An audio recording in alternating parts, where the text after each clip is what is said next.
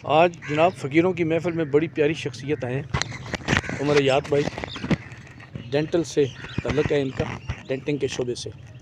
तो बड़े प्यारे बच्चे आए हैं। बच्चों से कहेंगे जी अपने नाम बताएं। मोहम्मद हयात, बहुत प्यारा नाम है जी। दूसरे बेटे का क्या नाम है? अहमद हयात, यार बड़े खूबसूरत नाम है। अच्छा, आपको फिर मैं अपना एक कलाम सुनाता हूँ ना, आप फिर सुनेंगे गौर से, ठीक है? शाबाश, सुने। काश तू सादगी पसंद होता, क्यों बेटा?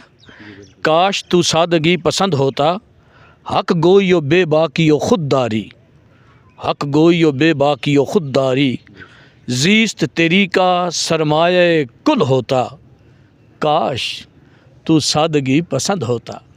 माशाल्लाह जी, बहुत शुक्रिया जी, thank you very much Umar Yaad भाई। और प्यारे बच्चों का बहुत शुक्रिया जी, फ़कीर का कलाम सुना है, बहुत मेहरबानी, थैंक यू वेरी मच। आबाद रहें जी, थैंक यू वेरी मच।